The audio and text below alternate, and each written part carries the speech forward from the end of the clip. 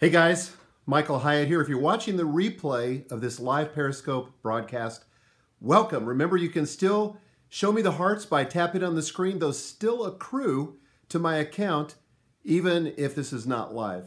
So you're watching what do we call this? The virtual mentor. I almost said daily mentor. This is the virtual mentor program. My name is Michael Hyatt. I'm the author of the New York Times bestseller platform, Get Noticed in a Noisy World.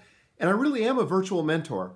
I help people just like you, people that are high achievers, maybe a little bit overwhelmed, find the clarity, the confidence, and the tools you need to both win at work and succeed at life. Both of those are important.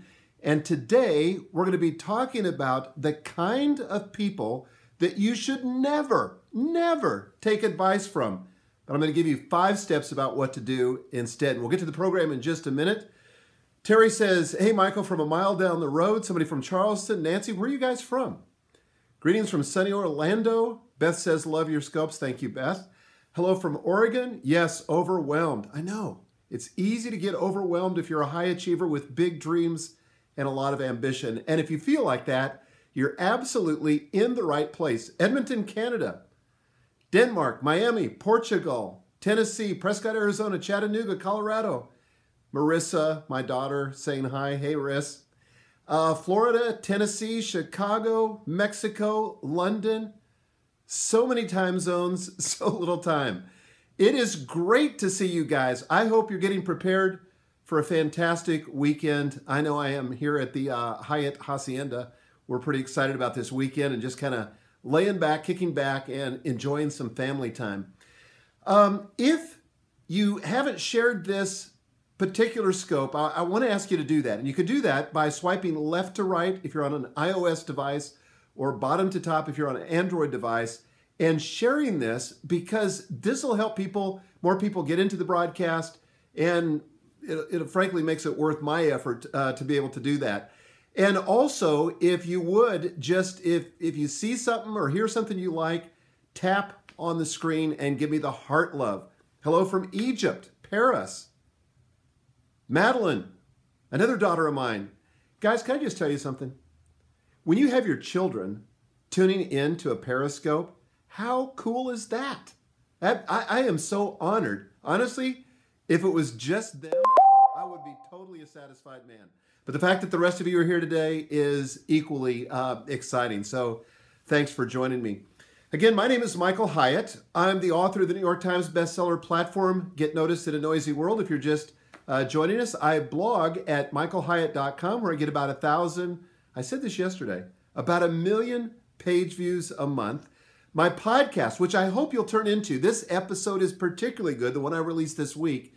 It's called This Is Your Life. That's the name of the podcast. You can find it on iTunes, and it's in the health category, specifically the self-help subcategory. So what again we want to talk about today is the kind of people that you never, ever want to listen to. You don't want their advice. Now, you can be applied about it. You don't have to be rude, but you don't want the advice of the kind of person I'm about to tell you about. And I want to tell you a little bit about how this came to pass. And by the way, this scope is going to go for 30 minutes, okay? So the first 15 minutes, I'm just going to give you some content. We're going to talk about my blog post today, which you can find at vmentor.tv/advice, vmentor.tv/advice. You're going to want to read this later, okay? But I'm going to give you kind of the Cliff Notes version. So, you know, I've gotten advice from a lot of different people through the years. You know, it seems like everybody's offering advice, including me, right? So a lot of people offer advice, but there's some people that you should never listen to. So I'm in the line at the ice cream store this last weekend before last, and I'm with a couple of my grandkids. And we're standing there, and a friend of mine comes up to me. We start having this conversation, and he starts advising me on nutrition. Now, the problem is, this guy is way overweight. He's completely out of shape, and he's not getting the results, certainly, that I want to get. So why would I listen to him for his advice? I mean, he's a really nice guy. I'm not talking about his worth as an individual. I'm not talking about our relationship. That's fantastic. I'm just saying this guy is in no position to be given advice because he hasn't experienced the results that I want to get. Do you know what I'm talking about? I mean, think about this. And I gave some examples in my blog post today. Would you take financial advice from a financial advisor that is broke? Let me tell you something. People do it all the time. I can't tell you how many brokers there are out there who are broke. It's a good name. Brokers who are broke. I would inquire before I hired somebody who's a broker or a financial advisor. I want to know what kind of financial success they've experienced. Because if they're going to tell me how to get to the mountain, I want to make darn sure they've been there before. I'm looking for a Sherpa. You know what I'm saying? Or another example here. What about a doctor who's overweight and out of shape? I mean, this happens all the time. You go talk to your doctor, you find out he's smoking, he's overweight, and he's telling you, has the nerve to advise you on how you need to get in shape? No, you don't want to listen to a person like that. Or what about a marriage counselor? And I got to be careful here because I realize that people do make mistakes, but I don't think I'm going to go to a marriage counselor who's been through a couple of divorces. And I mean, I know people have divorces, and again, it doesn't diminish your worth as an individual, but you may not be the best advisor for relationships. Now, I do happen to know a couple that have been through a divorce. They're remarried to each other now, and they've got an awesome marriage counseling business because they learned from their mistakes. But I'm saying for somebody who's in a bad relationship, are you going to be going to them for marriage counseling? I don't think so. Or this happens to me all the time. I get people that are pinging me on Twitter or on Facebook wanting to advise me on my social media strategy. So the first thing I do is I go to their Twitter account, I go to their Facebook account, I find out they have a few hundred, maybe a few thousand followers, and I just realized they're not a social media consultant. They're unemployed. There's somebody that's just, they hung a shingle out, they put a name out, they claim some expertise, but if they're not getting the results, I'm not going to listen to them. And that brings me to the premise of the blog post and the premise of this scope too. Never, and this is really it, kind of summarized, what I would do, and what has been a good advice for me, is never take advice from people who aren't getting the results you want to get. It's that simple. Never take advice from people who aren't getting the results you want to get. Instead, I want to share with you 5 steps what you need to do instead. Okay, you ready for these? By the way, you're going to want a pen and a pencil. I really encourage you to write these down. This is one of the most powerful concepts for personal development that I could ever share with you. In fact, would you share this scope right now? There are probably some people out there that need to hear this. So swipe left to right on an iOS device or up to the top on an Android device and click the share button, okay? And I'll take some questions as we're going along here too, so it won't be just me and a monologue. So somebody said, Jared said, you wrote about it before. I love the article. I included it in my book. Thank you, Michael. Awesome. I probably wrote about that under a post called How to Go Further Faster and how I select coaches, because I really, really believe in coaches. But let me give you these 5 steps. What you should do instead, if you don't want to get advice from people who aren't experiencing the results, what you should do instead. Number 1, identify a person who's getting the results you want to get in the area of life in which you want to improve, okay? So let's just say that you want to lose weight. So what you got to do is find somebody that's getting the results you want to get. That could be a personal trainer. It could be an author. It could be a television program. It could be somebody who's the living embodiment of what they're selling, okay? If it's marriage advice, like one of the reasons that I became friends with Emerson Eggerichs, why I've been to his conference, why I've read his book, Love and Respect, which is an awesome book, is because he has a great marriage. He and his wife, Sarah, are the living embodiment of what I want my relationship with Gail to be like. Tremendous love and affection between the two of them. Tremendous respect between the two of them. So the first thing you have to do is identify somebody who's getting the results you want to get. Somebody said, Madeline says, to whoever asked, vmentor.tv doesn't work unless you put in the entire URL. Yeah, I need to get Andrew to fix that. And Madeline, if you would remind me to do that, I'll do it. So you've got to put in the http:// in order to get that. Okay, so embody what you preach. Second step I would suggest is then study what these role models are doing and kind of deconstruct it so you can emulate it for yourself. I really believe that, and this may be oversimplification, But there's a recipe to most things in life, right? I mean, it's not just food, but there's a recipe for fitness. There's a recipe for a good marriage. There's a recipe for social media success. There's even a recipe, as it turns out, for success on Periscope. And I'm slowly figured it out because you know what I'm doing? I'm going to the people that are killing it on Periscope and I'm deconstructing what they're doing and I'm trying to learn from them. And one of the main ones, and I call her out a lot because she's been a huge help to me, but it's Chalene Johnson. Chalene's killing it on Periscope. She's got a recipe. And so I've identified her as a role model for Periscope and I'm deconstructing what she's doing on Periscope. Okay, so that's the second step. Deconstruct it and learn from people. Somebody said that sucks, that domain won't load for me at all. Could somebody confirm whether that's working? thementor.tv/advice. By the way, if you just go to the root, thementor.tv, there's nothing there. This is purely a short URL to make it easier to display on my screen, okay? And if it's not working, I'm sorry, but if somebody could just confirm that to me, that'd be hugely helpful. Third step. Oh, somebody says, Ray says it is working. Madeline says it does work. It's the root that won't work. Yeah, just put in the whole thing, /advice. You got to have that too. We probably should put something up on the root domain as well.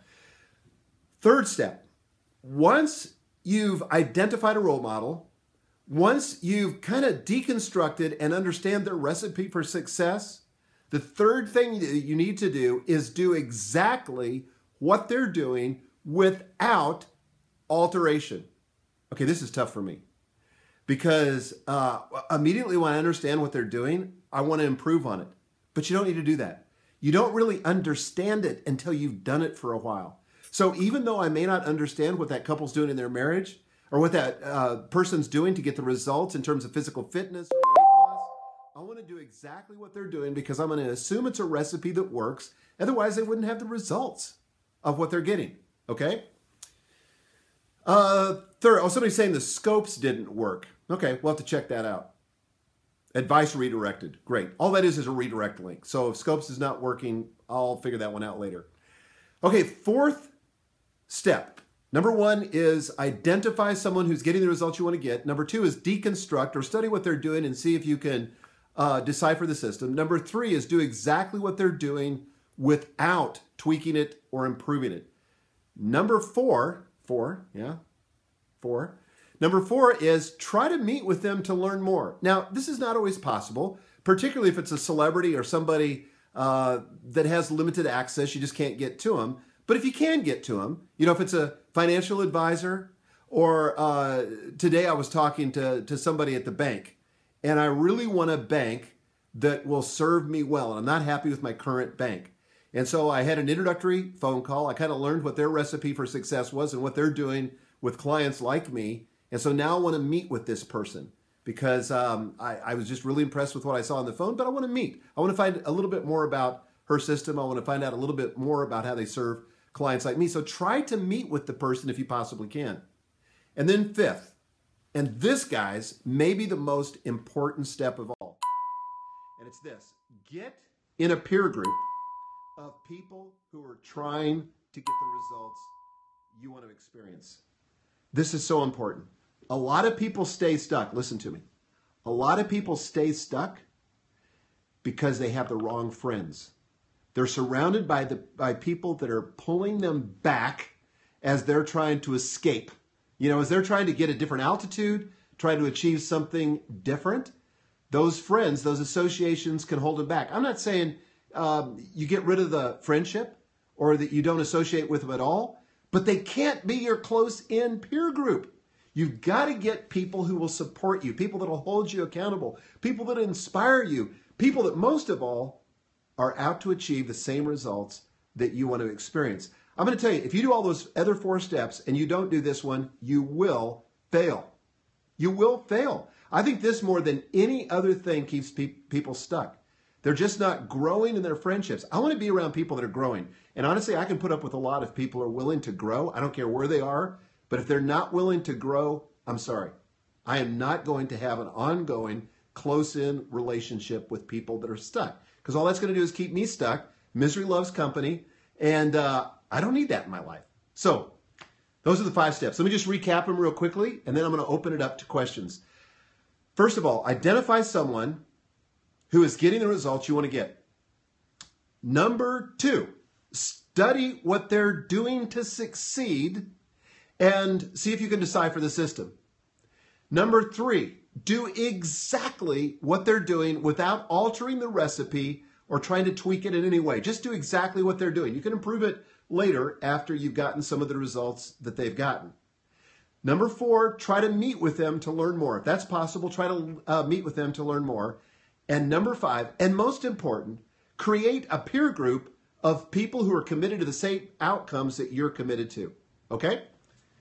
So let me just ask or open it up for questions. And if you have a question for me on this topic or anything else you want to talk about, give me 2 questions in the comment box, your name in all caps, and then the question. And that's how we're going to roll. Okay, how did you sleep last night? Oh my gosh, we talked about sleep yesterday. I had an incredible sleep today. I slept 8.5 hours last night. I woke up a little late on purpose, but I slept like a rock. It was fantastic. How'd you guys sleep? Anybody struggle with sleep last night, or did you sleep great? Jordan says, what peer groups are you party of? I've got a couple different peer groups. One peer group I've created is my own team here at Intentional Leadership. So I've got an extraordinary group of people who are all committed to the same results I'm out to attain for myself, which is to win at work and to succeed at life. But I'm also a part of Dan Sullivan's strategic coach group, where about 50 entrepreneurs get together on a quarterly basis, and that's been phenomenal for me. Jen says, how do you deal with negativity from people in your circle? Jen, first, the best way to deal with that is don't let them into your inner circle. Sorry to say that, but just don't. Now, can you, sometimes you don't have a choice, right? You know, there are people that are your coworkers, or maybe you're married to that person. Dan Miller has an incredible podcast episode at 48 days. Look this up on Google. And it's called, What If the Negative Person is Your Spouse? And he and his wife, Joanne, give some great tips on this. And I just shared that link with our Best Year Ever group on Facebook today. So sometimes you are. Greg, how does importance of focus play into these 5 steps? Yeah, I think the way that focus plays into this, Greg, is that I don't try to focus on generating too many different outcomes at the same time. So I was just on a coaching call this morning with somebody, and they were kind of all over the map. I think they kind of knew they were all over the map, but I kept focusing this person down until I said, there's only 3 things you need to worry about. I want you to say no to every other shiny object that comes into your head in the next 30 days. You've got to make real progress on these 3 items, or you're going to get nowhere. You're not going to get the results you want overall. You're going to be miserable, and you're paying me for nothing. So you got to focus. I love this Chinese proverb that says, he who chases 2 rabbits catches neither.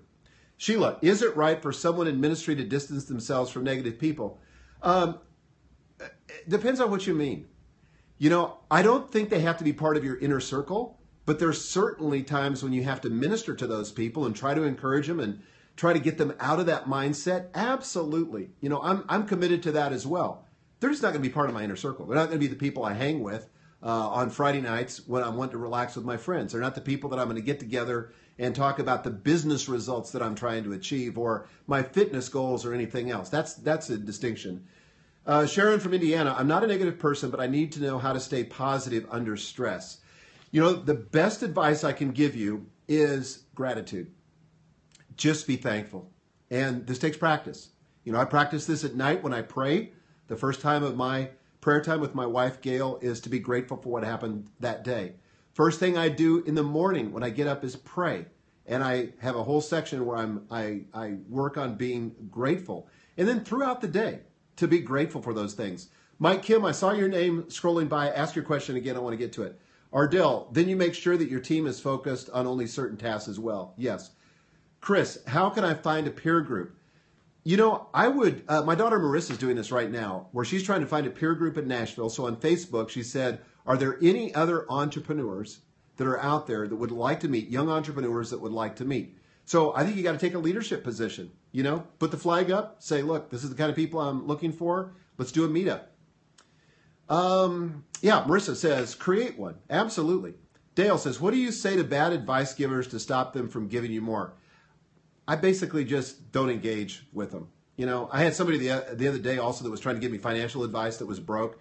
And I just listened and I was polite, but I didn't engage with them. I didn't ask anymore and I changed the subject. So Josh says, first time here. Great. Welcome. Madeline says, we got like 50 plus responses for the Young Entrepreneurs group. Awesome. So that's the group that Marissa, I guess Madeline, you're doing it with her too. Mike Kim, what are you doing these days that most excited you? The thing that I'm the most excited about right now, just because it's today, like this is not a long-term strategic thing, but I'm creating a welcome mat for my blog so that first-time visitors don't get overwhelmed by all the content, but there's a clear call to action with a singular page. And once you visited it the first time, you see that, but after that, you don't see it for a while.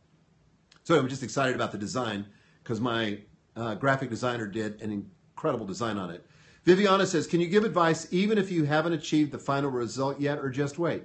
Yeah, I just think you just have to do it from that place of humility. These are some of the results I'm getting. I haven't arrived there. Like, I don't try to be a financial advisor because I haven't arrived at where I want to be. And so any financial advice I give, and I do occasionally give it, has to be with that provision, that I'm not an expert. I'm just a guy that's a Sherpa. I've been a certain ways along the path. I like, by the way, what Dan Sullivan says. Get this. This is totally tweetable. In fact, I tweeted it yesterday. Don't try to be the sage from the stage. Instead, be the guide from the side. I like that. Just be authentic. No Boxes says, what if the bad advisor, Noah, says giver is your middle manager that is counter to CEO directives? Again, I just turn a deaf ear. If he's your manager, you might have to have a discussion with him, but sometimes you can ignore. Jen, how many hours do you work on the biz? I have a hard time stopping. I would say that I typically work about 50 hours to 60 hours a week, but get this, I do not work on the weekends. That's the boundary. So I can work, if I want to, till midnight tonight. This is Friday in the U.S. where I'm broadcasting from. But at midnight tonight, I'm done. I don't care if I don't have it done. It's just going to have to wait till Monday. And then I can re-engage on Monday morning. So I went 2 full free days. And here's what that means for me. No reading business books, no business discussions, no working on business projects. Okay? Somebody says, check out What Do You Mean by Justin Bieber on iTunes. Awesome. Marissa, somebody asked Marissa a question, I think, or Marissa was asking a question. Michael, what do you think is the biggest thing holding you back? Oops, I missed it. Slid by too fast. Mike Kim says, I love Dan Sullivan's Multiplier Mindset podcast. Highly recommended. Yes, highly recommended. I love it as well. Alex says, weekends equals learning moratorium. Yeah, you know what I try to do? I will learn on the weekends, but I'm not learning business-related stuff. Like I might learn history. I love to read history or biographies, love to read novels on the weekends, or even some personal development stuff, but you got to be careful that it doesn't slip into business. So Sheila says, that would be hard for me to do. It's like most stuff in life. It gets a lot easier when you have the intention. If you don't really intend to change, you won't. But if you have the intention, you will. Alex, how do you define success? I define success as this. It's not the destination. Success for me is making meaningful progress towards a goal that is important to me. If I'm making meaningful progress toward that goal, then I define that as success. Great question. Shran here says, any recommendations for weekend reads? Well, I just read The Martian, which was a great novel. It's on the New York Times bestseller list. The language is pretty rough, but there's a new movie coming out this fall that stars Matt Damon and somebody else, but it looks fantastic. I must have missed Madeline Lemon's comment because You Are Healing said, Madeline Lemon, exactly. Health, what book are you currently reading? Well, I'm reading a couple books. I'm reading The Automatic Customer, finishing that up. I'm just about done with that. I just finished the biography of Elon Musk, and I got to pick a book for this weekend because I got to have a book that I got to finish this weekend. What books are you reading? What would you recommend that I read this weekend that's not business related? Just type it out for me. I'd love to get your suggestions on this. Any suggestions? Okay. Name of the Wind. Madeline, I think your husband is excited about that one. Paddington Bear. That's awesome. Yeah, the one by Gretchen Rubin, is that called The Happiness Project? You know what? I think I am going to read that because right now she's consistently ahead of me in iTunes in the health category, and I want to find out more about what she's about. Alex says, what brings true fulfillment to you each day? You know, I think it's just working on projects that are connected to my purpose, and that's almost every day. Stealing from God by Frank Turek, Essentialism, read that, phenomenal book. Taming the To-Do List, that one might bleed a little bit into work, so I probably won't read that this weekend. The Micronutrient Miracle, that sounds interesting. Clay says Psycho-Cybernetics, which I read many decades ago, but a great book. Rich Dad, Poor Dad, great book. Conversations with God trilogy. Marissa says, will you share what you told me? Share from a fellow struggler, Sherpa, or expert. Yeah. So Marissa, my daughter, asked me this question the other day about writing, and I can't remember exactly how it's set up. Maybe it was that she didn't feel like she was an expert, but I think there's 3 different voices that you can write from. So you can write from the perspective of a fellow struggler, you know, somebody who's just on the journey and just kind of reporting in on your progress, almost like a daily diary. And there's a lot of ways to do this, and it can be very, very effective. But you're not trying to be an expert. You're not trying to give advice. You're just reporting in authentically on what you're struggling with. So that's the struggler perspective. Second perspective, or the second voice you can write from, is the Sherpa perspective. This is the person who's not really a sage or somebody who's an expert, but somebody who has been to the mountaintop and can probably find their way back there. Somebody that may be 2 steps ahead of the rest of, ahead of everyone else. That's the Sherpa perspective. And then there's what I would call the sage. So you've got the struggler, the Sherpa, or the sage. This is the person who's an expert in an area, like Dr. Josh Axe at Dr. Axe. You know, he's a chiropractor, health expert, and he writes from the expert perspective. So that can work as well. You just got to choose one. Flowers for Algernon. Man, I read that years ago too. That was a fantastic book. Well, look, guys, we're just about out of time. I'm going to take one more question. Dale says, are you more introverted or extroverted? Now, what do you guys think I am? Let me just ask that question. How many of you think I'm an extrovert? Go ahead and type in the comment box. Do you think I'm an extrovert or not? Your Healing says both. Clay says extrovert. Sheila says intro. Karen says extrovert. Trevinia says introvert. Trevinia knows me. Omnivert. I think I am an omnivert. I used to think I'm an introvert, but I'm not so sure. There are times, and by the way, this whole distinction really is not about whether you like people or not. And I know that's kind of the common myth, that if you're an introvert, you must not like people, and if you're an extrovert, you love people. It really has more to do with where you get your energy and how much noise or external stimulus you can handle, okay? So, for example, for me, when I need to recharge my batteries, I have to get by myself. Large crowds of people that I don't know, like a meet and greet, is kind of my version of hell. You know, if I'm at a meet and greet with a bunch of people doing small talk, especially if there's loud music and I can't hear very well, I mean, just shoot me. That is really, really hard for me to handle. So I've tended to think I'm an introvert, but the truth is I love people, and in the right environment with a small group, I love that. So I would consider myself an omnivert, which is now a category. It's a thing. It's a thing. So it's an omnivert. It's a little bit of this and a little bit of both. I'm kind of in the middle of the scale. By the way, this, like so many other personality issues, there's no right or wrong. You're exactly who you need to be for the mission God's given you to accomplish in the world. So if you're an introvert, celebrate it. If you're an extrovert, celebrate it, but don't let it be an excuse for why you can't grow or why you can't do certain things. But just work with the way you've been created. So look, guys, I hope you have an amazing, amazing weekend. How much of the day you've got left, I don't know. It depends on the time zone you're in. I say this every day, but I want to say it again because Sarah Brown said to me, you didn't say it today, but I said it in my head, but I want to say it out loud. Today, whatever of it is left is a blank canvas. You can paint on it whatever you want. Just create something beautiful. Be intentional. Make it a great day. And God willing, I'll see you on Monday. Thanks.